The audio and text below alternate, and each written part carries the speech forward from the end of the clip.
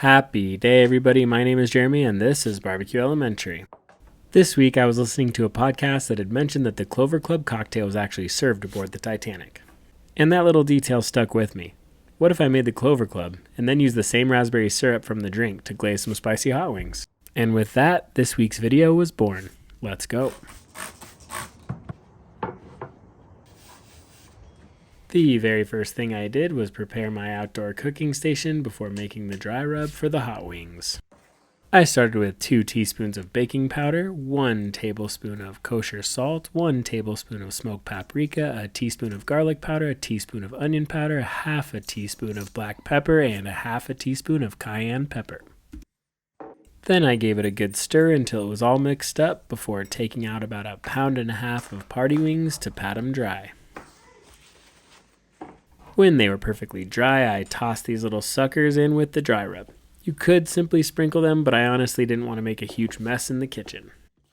Once they were coated well, I laid them out on a wire rack to sit in the fridge for a few hours. The step is very important because it'll help dry the skin out, leading to a crispier bite. While they rested, I moved on to the raspberry syrup for both the cocktail and the wing glaze. I simply heated 1 cup of water with 1 cup of sugar and 1 cup of raspberries over medium-low heat until the sugar melted and the raspberries were completely broken down.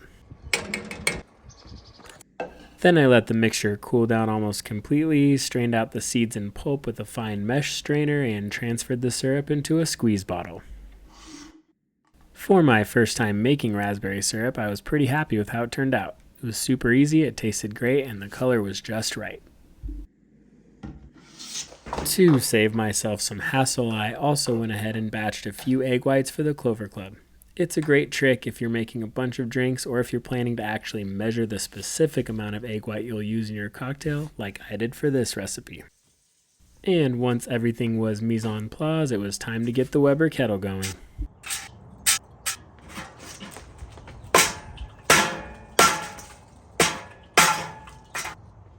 I filled the charcoal chimney about halfway to light, then loaded the slow and sear about halfway as well. Perfect setup for a low and slow cook.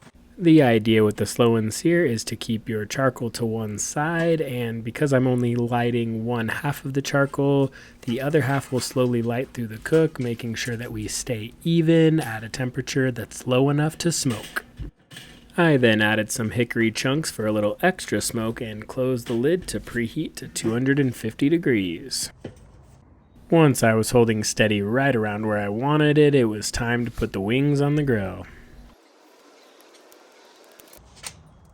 With the wings in a smoke bath, it was time to prep the wing sauce. I started by cutting up some lemons for lemon juice that I'd be able to use in both the sauce and the cocktail. I like to use this fun little juicer that holds like 10 lemons worth of juice and has a nice little pour spout. And at this point, I'd like to remind you not to use pre-juiced lemon juice from plastic lemons. And as always, if you are using pre-juiced lemon juice from plastic lemons, then get bent. To start on this sauce, I melted 2 tablespoons of butter and then added 1/2 of a cup of the homemade raspberry syrup, 1 tablespoon of that fresh lemon juice, 2 tablespoons of Frank's Red Hot, a teaspoon of smoked paprika, followed by a pinch of salt.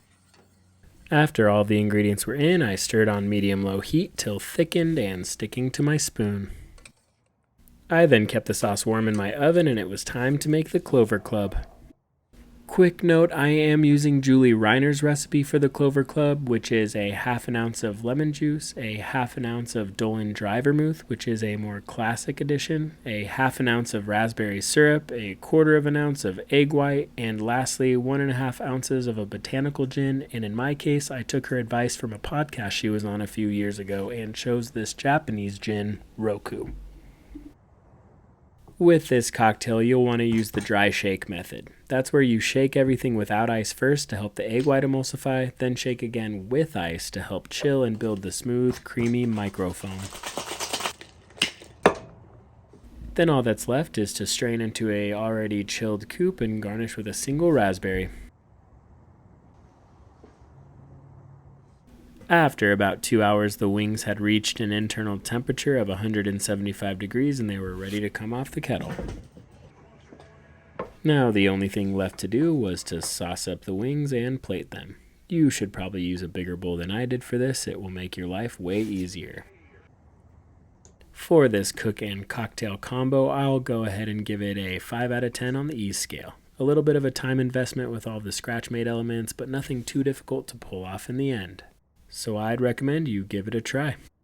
And as for the taste and bite, these were great. They weren't as sweet as I expected, which was actually a nice surprise, a little tart up front from the raspberries with a heat that snuck in on the back end that kept me reaching for another one. And the skin was nice and crispy.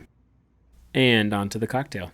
I'd never made a Clover Club, and I actually really impressed myself. It was super smooth and velvety thanks to the egg white with a really nice balance of sweetness and acidity. The Japanese gin added a bright botanical note that made the whole thing feel really fresh, and it paired really well with these wings. This is probably my new favorite pairing. And as always, thanks a million for tuning in. Make sure to like, comment, and subscribe if you haven't to follow me along on my adventures through Barbecue Elementary.